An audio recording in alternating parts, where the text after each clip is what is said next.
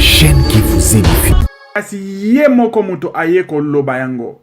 Pesa message bima qui ça fait au moins l'année passée. Mais compte tenu des occupations, j'avais oublié. Et il a insisté. Il a dit que tu dois enseigner cela est dur à mon peuple. Que c'est lui qui ne prend pas en considération les souffrances que j'ai eues sur la croix ne sera pas digne de moi. Lelo basale li nzambe bozali awa. Est-ce que bozoko compatir na etamboli na bino na lolenge tozali ko tambwisa peuple de Dieu à propos ya souffrance au Seigneur Jésus-Christ amonaki pona yo. Ko tambola na ba voiture ya lix. Qu'on se croque même le plus démuni à l'église na yo. Mateya ya sanctification ezali susute. Mateya ya repentance ezali susute. Bozali ko préparer bana ya nzambe te pona ko souffrance au Seigneur Jésus-Christ aye ko mona pour que bazala épargner na dernier jour ya kanda na ye. Votre Christ azan nzambe. Asalaki li sumute. Azalaki saint. Mais pona ma be oyo ye asalaki te aye ko kufela biso. Ça veut dire quoi? Aye ko mema masumu oyo yo nanga ito salaki.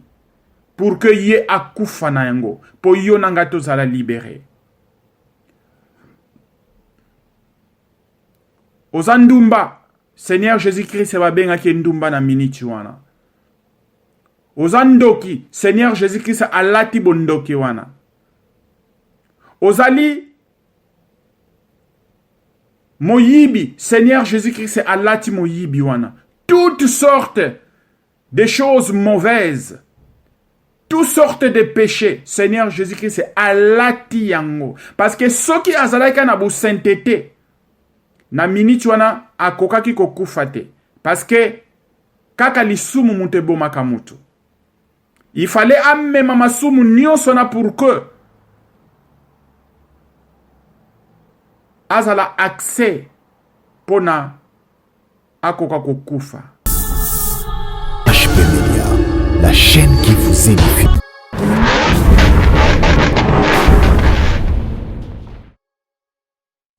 Zalingai ndeko na bino frère Aaron.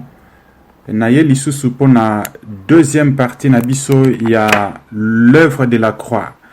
Totombo la l'œuvre de la croix parce que sa yango yonangai tozalaki na espoir lisusu te pour que toko komona gloire ensemble. Yango na ko tinda mutu nyonso oyo akozwa message oyo a partager yango. Toko continuer kotanga livre ya Esaïe chapitre 53. Et sika oyo ezalaki prophétie avec beaucoup de précision à propos ya notre Seigneur Jésus-Christ. Nini oyo akoki koya ko souffrir pe ko traverser awana se ya moi. Exactement ça a été passé ainsi kolongola te ko bakisate. Prophétie par excellence, ce n'est que la parole de Dieu. Yangwana tosukaki na verset 3 partie A, toko continuer na partie verset 3 partie B, petoko kita. Avant de continuer, mes bien-aimés, naye ko présenter bino na présence et ensemble. Nous ne pouvons rien faire sans l'assistance et à Saint-Esprit. Alléluia. Merci Seigneur, nous te rendons grâce car tu es bon, tu es merveilleux. Osa tellement mo santo, yaba santo. Oyo azali akozala, pe azali koya. Nani oyo azali kola yo Seigneur. Yangwa to chema bolongo na biso na se, potoloba merci na don de la vie oyo zali ko pesa biso. Merci na ko batela bana na yo bisika nyonso bazwami na ba différentes parties ya mabele. Nzambe to beleli molimo na yo eko ko kamba biso pe e dirige biso.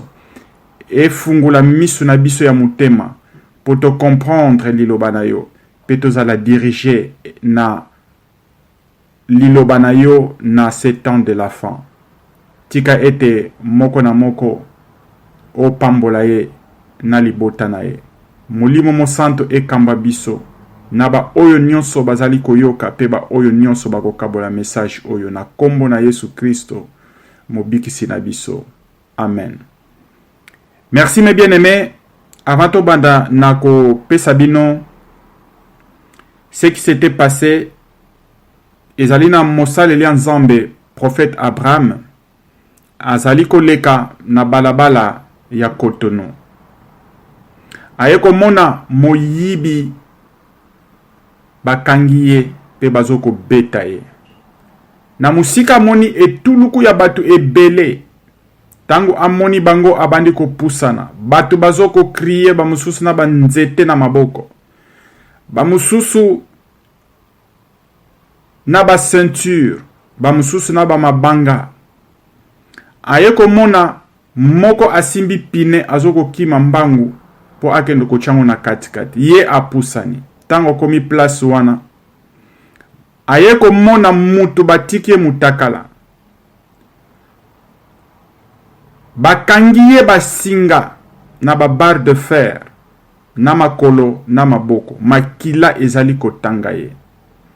Voix esiliye. Tango amoni mosale ya nzambe wana ataliye.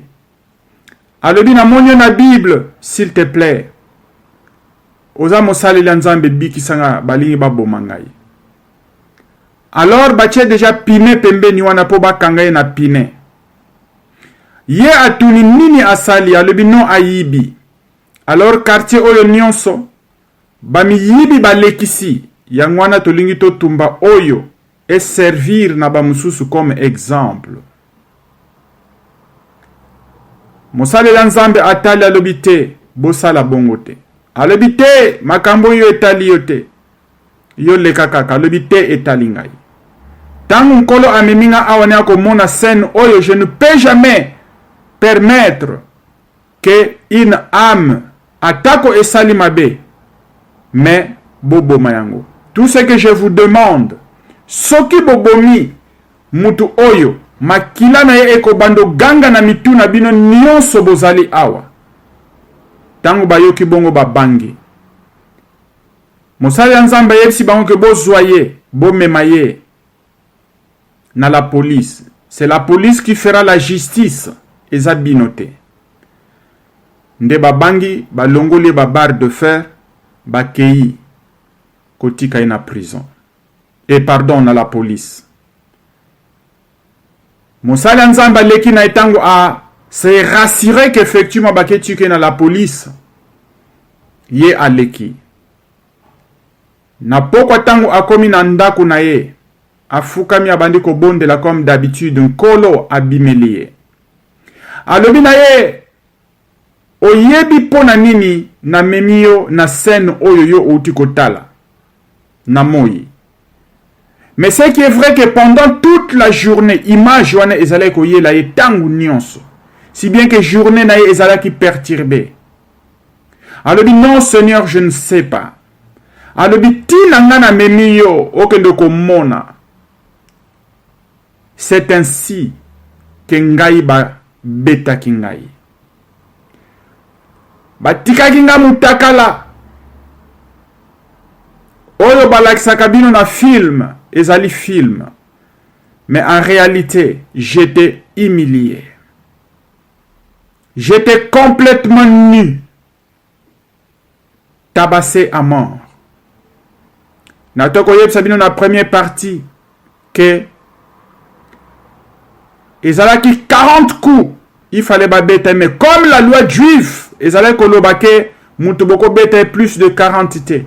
Bazako suka na 39 coups. Avec verge. Soko tangi na Bible ba bengango verge. Verge ezaki nde na yebisi bino. Ezaki singa moka mulai, tout comme ba barre de fer. Et na suka nango ezalaki séparé en 3 avec ba plan. c'est comme ça on m'avait fouetté. Ndengo moni moyibi wana ndenge basali ye. C'est ainsi. Tout le monde était contre moi. Makila ezalaki partout. Nakoyoka ki posa ya mai. Mais mon côté, akoye kopesa nga mai. Et tant ba memainga na la croix. Merci Seigneur Jésus. Et comme qui na sengi mai bazoko humilier ngai, bazu éponge, ba plonger ngo na makila pona mela. Nazalaki na choite. Parce que nazaki tellement exaucé katina ngai. J'avais tellement soif. Depuis butu bazwaki ngai, na melaki mai lisusu te na liaki te. Merabo shakaba. Merci Seigneur Jésus. C'est ainsi que basalaki ngai. Mais chose oyo ezalaki tellement peiné. Parmi batu nyonso wana bayaki, il y avait les gens oyo nga na pesaki biloko kolia. Parmi ba 5000 personnes oyo nga na liesaki. Et parmi batu wana bayaki entouré ngai, il y avait les gens oyo ngai na bikisaki ba o bazalaki komona te, les aveugles. Et parmi batu wana mes bien-aimés, il y avait aussi batu oyo bazalaki koyoka te na bikisaki. Et parmi batu wana, il y avait les gens qui étaient morts. Oyo ngai na ressuscitaki. Mais mon côté parmi bango nyonso wana batelemaki po bakwa kolobela ngai. C'est ainsi qu'on m'avait traité. Alors mes bien-aimés, ndeko ya mwasi to ya mobali esika yo oza kolanda ngai. Est-ce que oyebi importance ya l'œuvre de la croix? Ce qui lelo oyo Seigneur a tienga à cœur, nako koteya à propos ya Esaïe chapitre 53. Ezali ngai te kasi ye moko muto aye koloba yango. Pesa message bima qui ça fait au moins l'année passée. Mais compte tenu des occupations, j'avais oublié. Et il a insisté. Il a dit que tu dois, Seigneur, cela est dur à mon peuple. Que c'est lui qui ne prend pas en considération les souffrances que j'ai eues sur la croix ne sera pas digne de moi. Lelo basale lian zambe, bozali awa.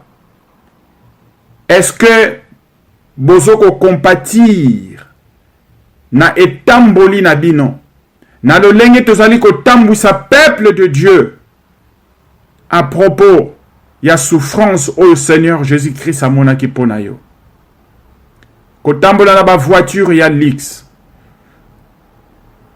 Ko scroquer même le plus domini à église na yo. Matéa ya sanctification ezali susute.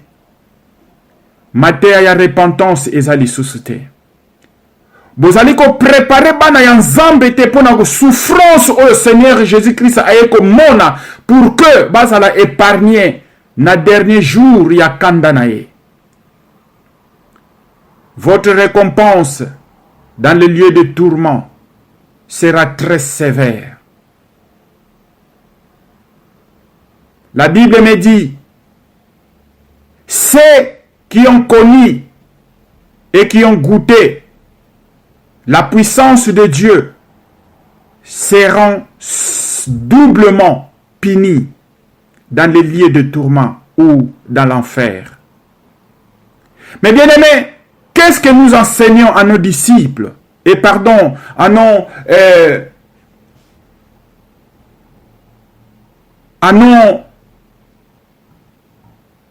peuple de Dieu dans les églises? Regarde ce que le Seigneur a subi. Yangwana, l'apôtre Paul a précisé très bien l'issous na livre de Timothée, chapitre 3, le verset 12. Alors, or, ceux qui veulent vivre dans la piété en Jésus-Christ seront aussi persécutés. Yo ozoko vivre na confort. Ceux qui bafingi yo olingi osa la vengeance pour o funda na tribunal mutu oyo afingi yo to a critiquer na social media.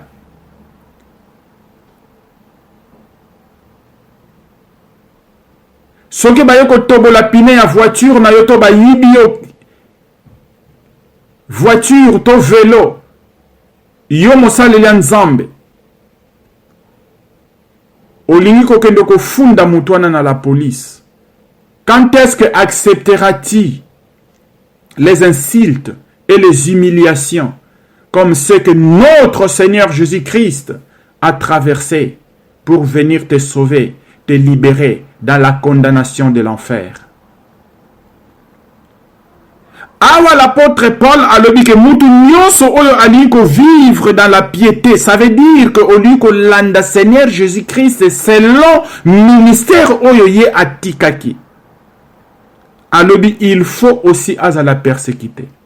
Quand tu n'es pas critiqué, quand tu n'es pas calomnié, quand tu n'es pas persécuté, sache-le bien que ton ministère est mise en question.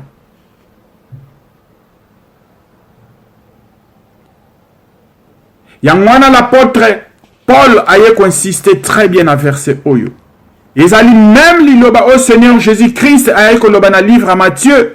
Alors dit tous ceux qui veulent me suivre devront être persécutés, mes bien-aimés. Regarde la vie des apôtres. Comment tous les apôtres étaient morts. Et aujourd'hui, tous, ils ont eu la couronne de gloire. Nalola. Est-ce que vous allez kotambu sa ministère to bana oyonkolo apesio?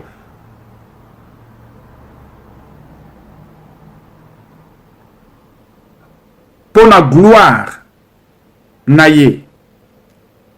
Yangwana to continuer na verset 3 to tanga ki yango me partie A. To bandelango lisusu.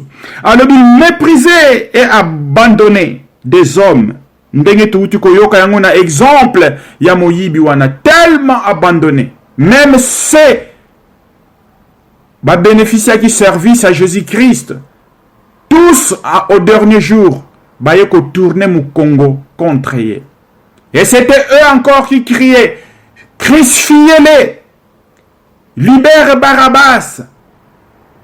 Mais pourtant, ils ont oublié tout ce que ils ont eu comme service na faveur au Christ a pesaki bango. Yangwana ezali ayeko alobaki yango ke akozala humilié, akozala abandonné des hommes, homme de toutes et habitué à la souffrance, semblable à celui dont on détourne le visage. Nous l'avons dédaigné. Nous l'avons fait de lui aucun cas. Nanyango azalai kotala ye lisusu. Il fit quelqu'un de moquerie. Alors le verset 4 dit, cependant, ce sont nos souffrances qu'il a portées. C'est de nos douleurs qu'il s'est chargé. Et nous l'avons considéré comme puni, et frappé de Dieu et humilié. Mais bien aimé, verset oyo landango très bien. Jésus-Christ azan zambe. Asalaki lisumute. Azalaki saint. Mais pour la mabe oyo ye asalaki te aye ko kufela biso. Ça veut dire quoi? Aye ko mema masumu oyo yo nangai to salaki. Pour que ye akufa na yango. Pour yo nanga to zala libéré. Ozandumba. Seigneur Jésus-Christ va benga ki ndumba na miniti wana. Ozandoki, Seigneur Jésus-Christ alati bondoki wana. Ozali moyibi, Seigneur Jésus-Christ alati moyibi wana. Toutes sortes de choses mauvaises, toutes sortes de péchés, Seigneur Jésus-Christ alati yango. Parce que ceux qui azalaka na bu sainteté, na minute wana akokaki kokufate. Parce que kaka lisumu mute bomaka mutu. Il fallait amener masumu nyonsona pour que azala accès pona akoka kokufa. Nako pesa bino ndakisa po bo comprendre ce qui s'était passé. Seigneur Jésus-Christ baye ko bengaye l'agneau qui ôte les péchés du monde. Ça veut dire qu'il a amené tout le péché du monde sur lui. Pour la ni babenge l'agneau. Parce que to zongana tangu ya Moïse. Na temple ya Moïse, ba sacrificateur bazalaki. O bazalaki ko sala ba offrande. Ce que muntu asali lisumu, il faut asomba meme. To ngombe. Alors, ezalaki lolenge nini. Nyama oyo esengeli bakende ko présenter et pas ya ba sacrificateur pour ba sa sacrifice. Ezalaki nyama oyo ezalaki sans tache et sans défaut, mes bien-aimés. Ezalaki nyama moko oyo ezalaki mosanto. Et selon la loi de Moïse, ezalaki nyama oyo, il ne fallait pas ezala na tache même na couleur nango. Il faut ezala nyonso pembe. Ce que ezana moi tache moko ya noir bako zoyete. To tache moko ya chocolat. Il faut nyonso ezala uniforme, ezala pembe. Alors moi tache ya couleur, ezala ko différencier le kola, ezali lisumu. Alors, tangu baponi nyama wana, comment ça s'est passé? Mutu oyo asali lisumu amemi nyama wana epa ya sacrificateur meme wana. Tangu akokoma sacrificateur à recevoir meme wana, il faut à examiner yango. Et c'était pas un sacrificateur, c'était 2 ou 3. Baye ko prouver effectivement que nyama ezali sans tache et sans défaut. Bolandanga malamu bien, mes bien-aimés. C'est là où okoya ko comprendre valeur sacrificielle oyo Seigneur Jésus-Christ a yé pour libérer yo nangai. L'animal était examiné. Alors, accord et pesami que oui, effectivement, nyama oyo ezali malamu, ba sacrificateur ba approuvé yango. Alors, c'était comment? Il fallait maintenant yo musumuki o memi nyama wana liboso ya ba sacrificateur ozui loboko no ya droite otie yango likolo ya nyama wana ya meme wana. Et tango otie loboko no ya droite likolo ya nyama wana obandi sikoyo ko confesser masumu na yo. Et tango obandi ko confesser masumu na yo, automatiquement na monde spirituel ezali transfert ezali ko salama. Masumu na yo nyonso oyo ozali ko confesser ezali ko kende sikoyo na nyama oyo yo omemi. Alors pendant que ozoko confesser ba masumu nyonso na ezoko se transférer. Nyama ya batu ezalaki nango pire na minute wana ezokoma empire sikoyo. Tangu yo osilisi bolobi amen na ba sacrificateur yo sikoyo okomi pire et nyama wana akomi empire. Du fait que nyama wana akomi empire, loi mosaïque ezalaki œil pour œil, dent pour dent. Ça veut dire quoi? Lokola yo osumuki ezosenga yo fo kufa. Mais lokola moyen okufa ezate, il faut baluka eloko moka makila oye eza mosanto o transférer masumu na po eloko wana nyama wana akufa na place na yo. Excusez-moi bien-aimé. Alléluia. Yango wana nyama bato ezalaki pire et komi empire. Ezo kufa sikoyo na place na yo. Ezalaki ndenge nini? Tangu sikoyo osilisi ko transférer masumu na ye pa ya nyama. Ba sacrificateur ba kozwa nyama wana. Du fait que comme empire, yo, il faut assister na scène wana. Lolenge nini bako bomani ya mawana.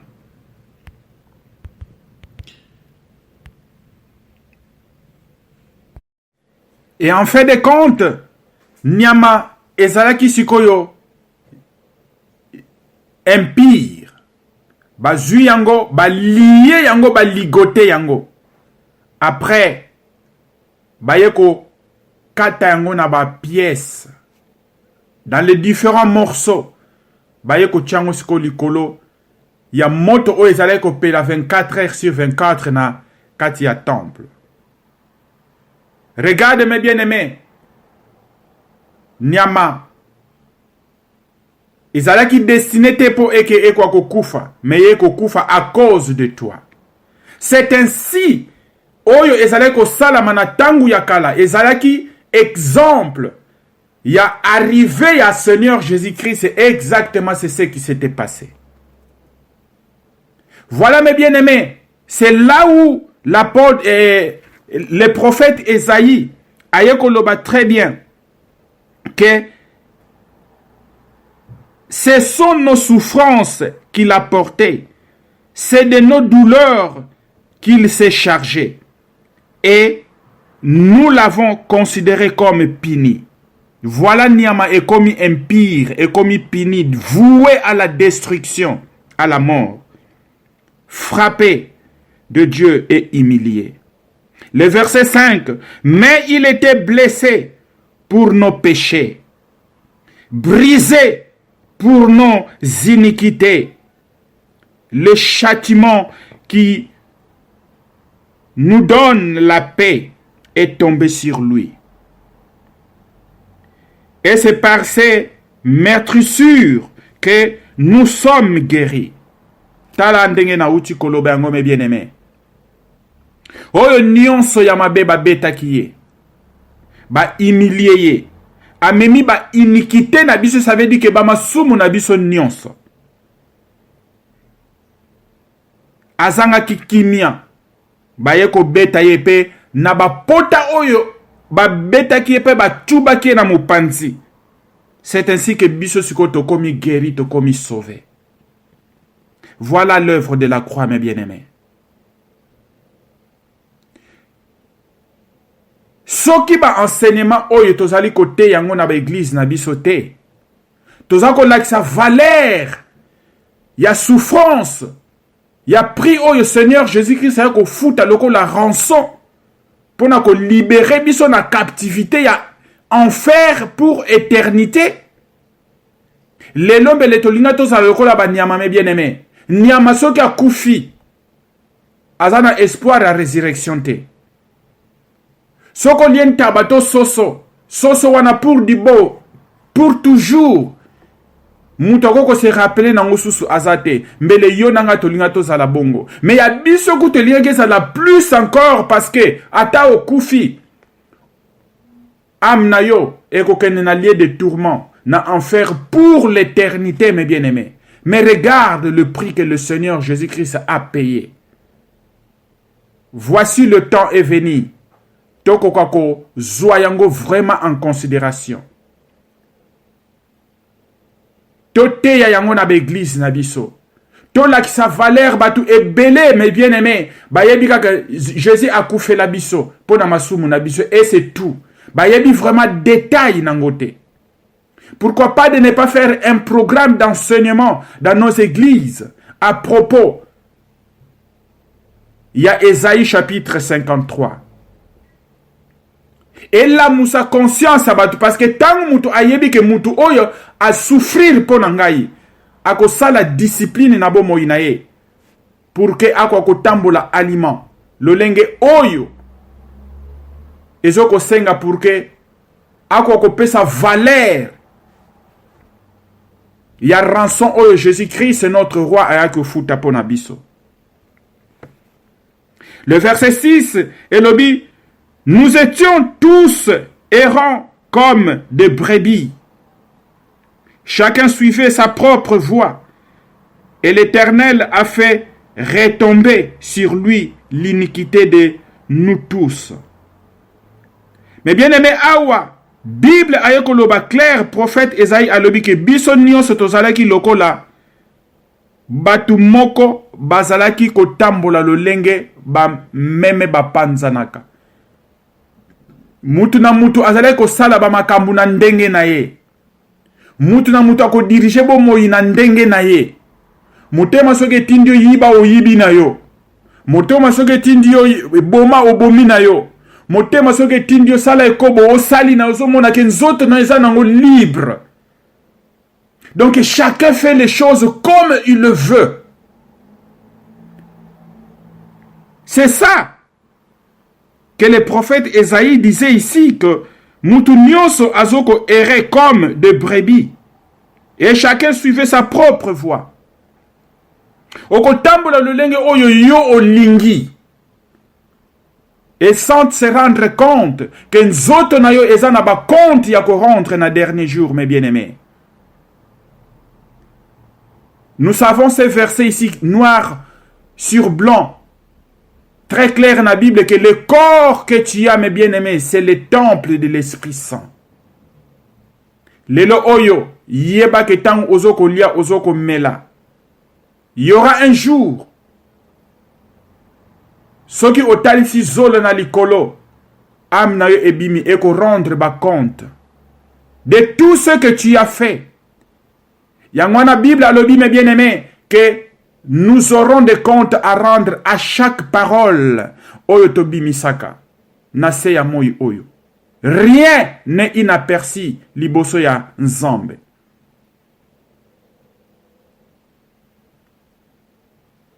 Voilà, mes bien-aimés.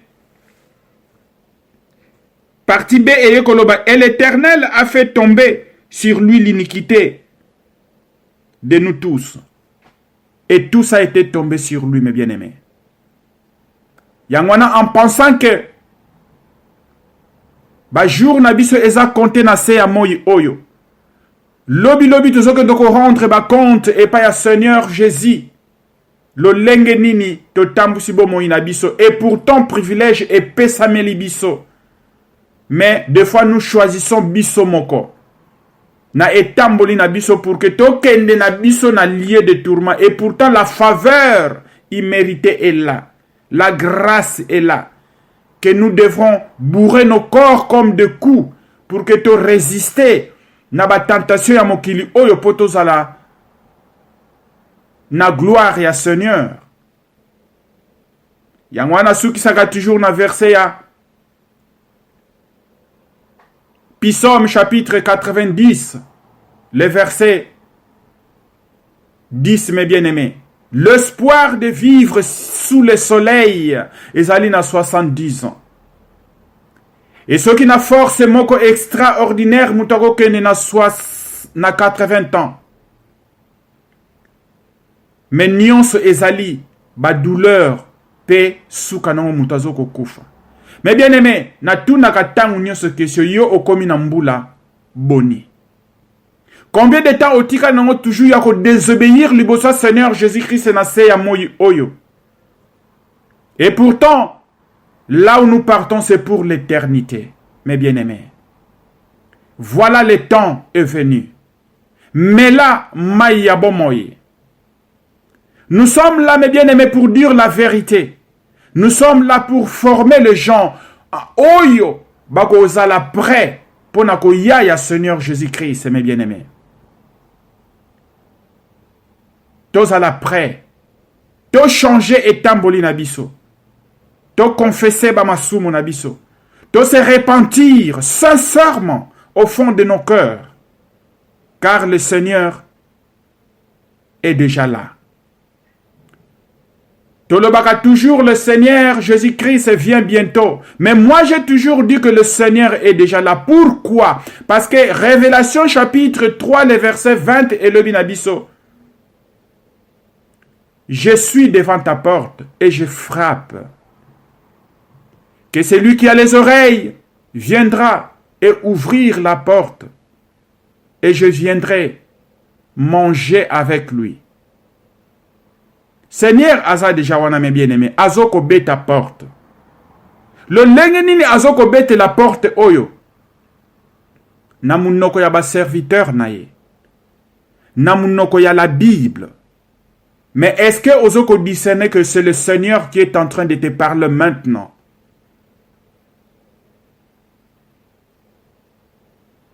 Combien d'années restes-tu sous le soleil, mes bien-aimés? Soki yo zolo bana sepelana parce que nazana na 18 ans. Bible lobi na biso que tozana no nanani na 70 ans. Oh, c'est bien. Okoko bima mes bien-aimés. Ok na classe. Ok na musala. Ok na ba course. Accident ezuyo. Et pas na yo 70 ans na yo ya vinde yangwana. Mutu nyonse mes bien-aimés soki atalisi zolo na likolo. Pour lui. Point final. Ce qui reste, c'est le compte à rendre maintenant. Tika nzambe ya lola, apambola moko na biso. Tosuki na verset 6, toko continuer troisième partie na verset 7. Kabola message yaya. Eko sungande komoko. Po atala etamboli na ye. Merci Seigneur. Na biso moko toko kokate. Ezala ngai chaque jour na senga ka molimo mo santo asunga ngai pour que course oyo na silisango d'une manière parfaite. Moko azaya ko kokate mes bien-aimés. To bonde la molimo mo santo oyo aza kati na biso. Akwa ko sunga biso pour que to koma na ligne d'arrivée. Na kansi ndeko moko apambolami. Tika ete nkolo apambola bino to monani lisusu na troisième partie. HP Media, la chaîne qui vous édifie.